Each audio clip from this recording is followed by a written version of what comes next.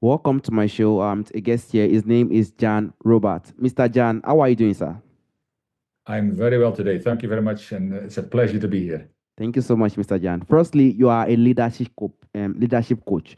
You are also a keynote speaker and a global influencer. Can you please, Mr. Jan, discuss more about yourself and how you are doing currently now, Mr. Jan? Yes, thank you for the opportunity. It's we actually have a leadership institute. My wife and I. My wife is from South Africa. I'm originally from the Netherlands. We emigrated to Scotland, so I'm officially a kilt-wearing Dutchman, and I've been now in South Africa for the last 10 years. My wife's from Durban here. She's got another training company called Celebrating Humanity International, and we met at John Maxwell Leadership Training in Orlando, America, 10 years ago. In fact, yesterday we celebrated me being here for 10 years.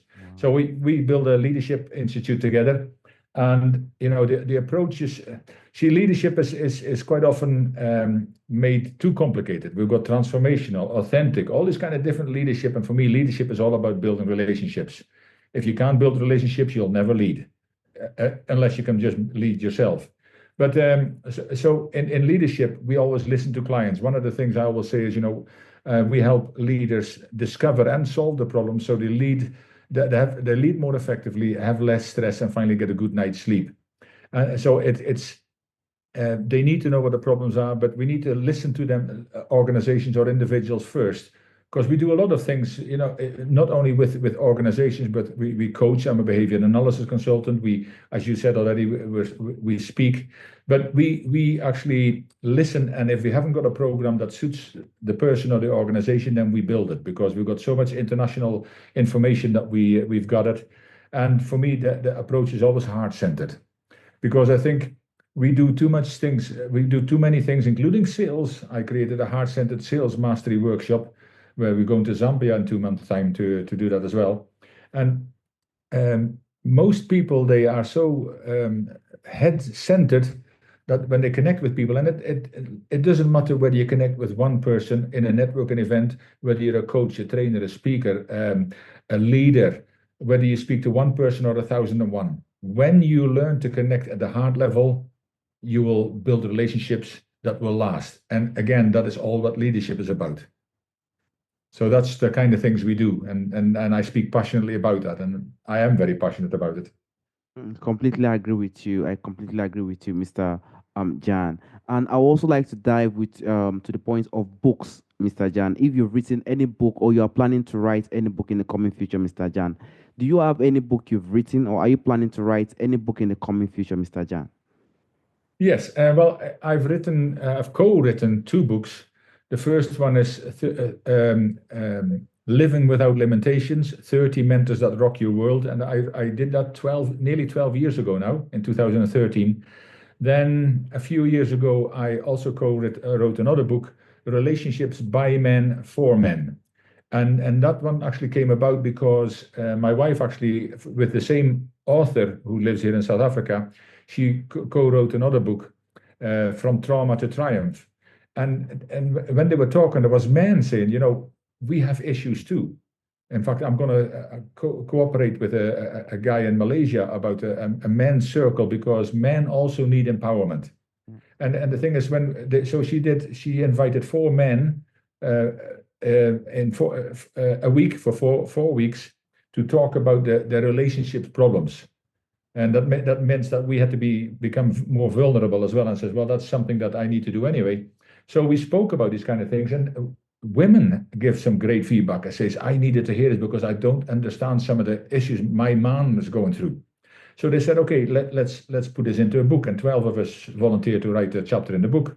So we wrote about those kind of things, and then during COVID, I also noticed that there was a lot of people, a lot of issues, anxiety, depression, fear, and all those kind of things were coming out because I don't buy newspapers and we don't have a television, but everything you opened up, there was about fear, and it's fear mongering, I call it. But there was no really advertising. How can we get better? How can we look after ourselves? So I realized, and I've been a martial artist since I was 17, which is a few decades ago, as well as I started my personal development at the same time. So I said, well, I'm going to talk into people taking care of themselves. And I thought, well, I'll do maybe 1 to 2 weeks of Facebook Lives. Eventually, I did 44 of them, which are all in my YouTube channel somewhere as well, because it's about 4 years ago now, 4.5 years ago. But the thing is, when people think about self-care, they quite often think it's selfish, but it's selfish not to do that because you can't keep giving. When your cup's empty, you become ill or you get burnout or even you die. So you can't give what you haven't got. So people think when you look about self-care, it's about eating healthier, exercising a bit more, and sleeping better. Those three things are core things that are important, but there is so much more. It talks about your attitude, your behavior, your me time, your human touch, your values. All those kind of things have an influence whether you're mentally, spiritually, physically, or emotionally. So people said, can you write that down? So I wrote a book called Self-Care Isn't Selfish, Becoming Healthier Happens by Choice, Not by Chance. And that hasn't come out as a book form. It's in ebook, and I created a small course with it so people can have discussions in their families or in their companies about this. And then I'm at the moment busy with the bigger passion of all is the power of values. This is a book that hopefully in the next 2 months shall be finished. And then that will definitely be published fully because that talks into the need for values in society.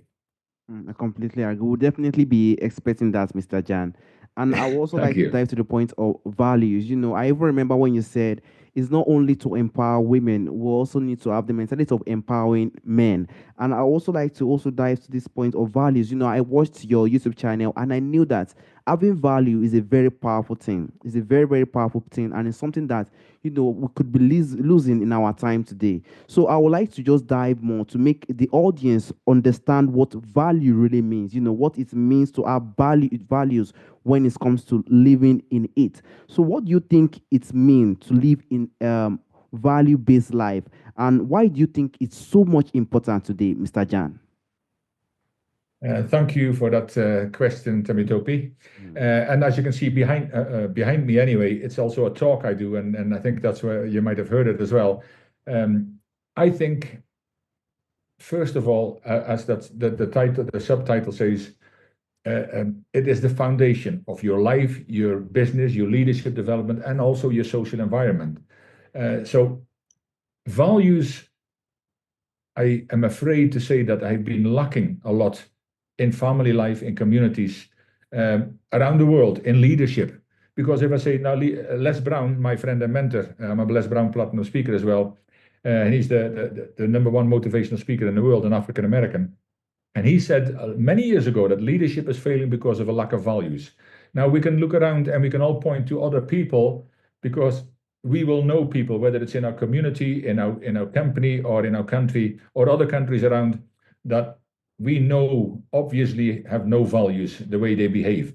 But then I say to people, I say, okay, we can talk about what values that you think they're missing, and some of them are fairly obvious. But then I say, well, how about when I say to you that first of all, we're all leaders. We all lead in different ways. Even our mothers were leading when we were younger because they made sure that we were going to school, fed and watered, and made sure we were going to school. And that's a very different leadership. But we're all leaders. So when you think about leadership, I call it blame storming because we blame everybody else around us for the situation we're in. It says when we're looking at values, how are your values doing then? And then some of these people say, "Oh, yeah, yes, oh," because we can't expect other people to have values, to live with values, and yet we don't. We've all heard the saying, "Be the change you want to see in the world." Well, what is that all about then? It means that you need to become better. You need to become better than you are today, so you can influence people more than you could yesterday. And the thing is, in our values-based leadership program, we have got a quote in that, and it says, "Transformation begins in me." And that's the same as be the change. It's all be the change. The transformation begins in me because the only person that you can that can ensure that your tomorrow is going to be better is the person looking in the mirror every day. And that's with self-care as well. We can't blame other people when we're not well, and because of the food we eat and the exercise we don't get and the sleep we don't get. We need to look at the mirror. And with values, it's the same. And the other area about that is, if we really want a better tomorrow, which we all want, then The only way you can guarantee that is not because of others. The only way we can guarantee that is if we do something to improve ourselves today. And if we do that every day, if we're blessed enough that we have a tomorrow, because we put everything up, you might have heard that well, Les Brown and many people said the richest place is not the gold mines in South Africa, or the diamonds, or the oil fields in the Middle East, or the exchanges around the world. The richest place is the graveyard. Because that's where people go. He says, we're going to do this tomorrow. Nothing, their dreams lie untouched. Things have not been invented. Books have never been written. Songs have never been sung, and it goes on and on. But values, there is two sorts of values. First of all, the things you value yourself. What are the things you would never compromise on? And most people have no clue what they are. They don't have them. So you need to find them first. And then there is another values, and that could be well, it could be your family, of course, your religion, maybe even your laptop. That's something you value because you have to work with it, and without it, you can't feed your family. So that doesn't mean you're materialistic, but it's some things you value. Then you have values that are just basic human values. I don't mean these fancy values when you walk into a corporate office and they hang on the walls in the entrance, and most of the people, including the CEO, doesn't even know what they are, but they expect everybody to live with them, or at least make it look good when some client comes in, a potential client comes into the door. No, these are basic human values like listening, respect, forgiveness, restraint, respect. I just mentioned that, hope. Developing people, developing yourself, all these kind of things, ethics, integrity, transparency. These are basic human values that we should all know and understand. And we need to get back to learn these kind of things at every level, in the schools, in the churches, in the corporates, in the countries. And when we learn to incorporate and live those values, and it says the values that matter to you, there's the values that you will never compromise on. And if you stand fast with them, regardless of how much money people put on the table for you to compromise your values, then you will never have to live with regrets. Because you might not be as wealthy as you would like to be, but you can sleep better, and you can live better, and you can look in the mirror and later to other people and say, I am living with values. I've got enough stories that people have been offering things that we turn down because it says, no, that's not who we are.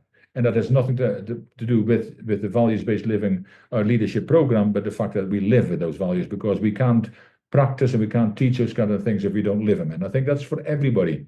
If you want people to have respect for you, for example, people always want respect. I say, but do you have respect for them? No, they need to respect me first. No, you can't. You need to give before you can receive. And then I say, well, but I've got a better question for you. Do you actually respect yourself? And most people don't do that. So how can you expect other people to respect you? So this is kind of just an overview of values and why they are important, and why people need to learn to bring them. See, if you haven't got them now, we can't change the past, but we're here now. So if you want to move into the future better, if we want to move into the future more trustworthy than we might have been, or more, we might listen more to others around us. We might have all these values, and we understand them, and we start practicing them, because knowledge isn't power. You need to apply it. So you need to take action. And then when you do those kind of things every day, you build yourself up a little bit.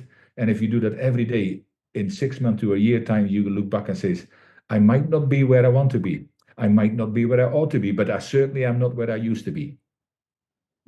Completely agree. Thank you so much, Mr. Jan. A lot of people, they used to just try their best to, try their best to blame others for any single thing that happens to them. They try their best to look for others. When things are not going well, to them, they try their best to blame other people. They don't blame themselves. They don't try their best to look at themselves and say, what is actually wrong with me? And that is a very, very big question. We all need to continue to ask ourselves if things are not usually going in the right place. Thank you so much, Mr. Jan. And you also says a lot of things, but there could be some ways. I don't know if it is possible for someone to identify and recognize this value so that they can try their best to use it in their daily lives, to that 6 months to 1 year you've discussed earlier. How do you think someone can try their best to identify these values? Okay, I think these are my values. How do you think they can identify it? And how do you think they can know if they feel they are unclear about these values they think they have, Mr. Jan? Very good, Temitope. Again, a great question. And I mean, there is a book, Okay. and it's Find Your Why, which talks about a lot into those kind of things. But he also talks about values, uh, and then there is another a few books about this. But because most people haven't got their purpose either, so they haven't got their values. And but if you have a purpose, you better know your values, because that purpose might should be something so big. And we all have been brought on this earth with a purpose. Most people don't find it, and that's when they go to the graveyard, taking all that beautiful purpose with them. But the values, I would say the first thing is sit down yourself, get some quiet space, pen and paper, or even on your laptop, but a pen and paper is good enough. Sit down and seriously think about the things that are invaluable to you, the things that mean so much to you. And it better not be money, because when money comes first, it says if you value people, if you value yourself enough, if you value your society, your community, if you help others. Zig Ziglar always said, if you help enough people to get what they want, you will get what you want. But that's a different story altogether. But I would say sit down and write down. And it might be starting. I value my relationships. I value my friends. I value my family. I value peace and quiet. I value being listened to. I value my voice because I've got a voice, so there is so many things. But you can even Google, bring out a list of values that are basic human values, and they'll give you a list, and you can go through them, and then you can even go and say, okay, what does this value actually mean? Because that's what the process we go through. Two-page values, one every week. But the other thing is, once you start putting pen to paper, these are my values. You might not find them in one day, but once you start putting pen to paper, keep that piece of paper and a pen with you at all times, because now the seed has been sown, and maybe tomorrow, maybe next week, all of a sudden you look at something and you say, hey, this is something else that I value so much that I would never compromise on. But if you haven't got a piece of paper or anything with you, you come home and say, oh, what was it again?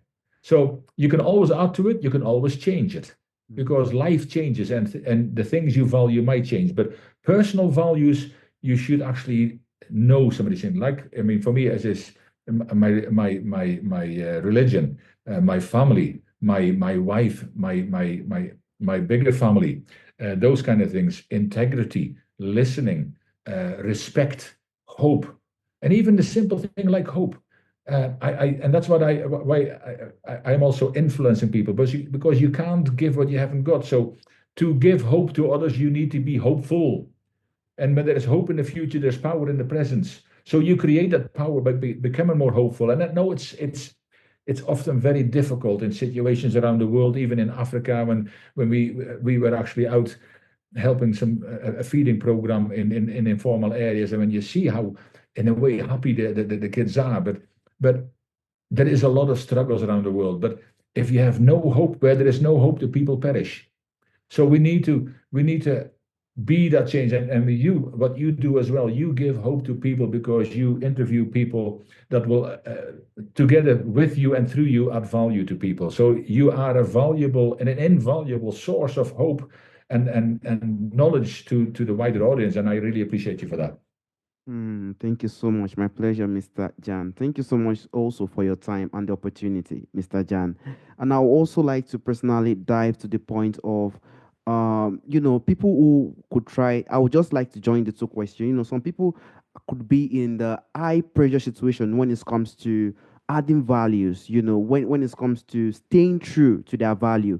When it gets to a point, they just feel that pressure in them, that huge pressure.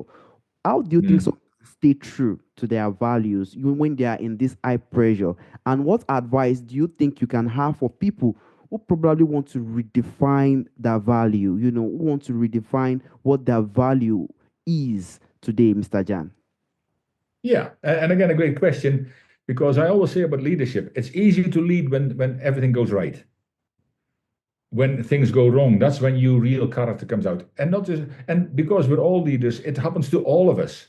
See, when everything goes fine, we can smile with people, we can treat them with respect, or we can do all these kind of things.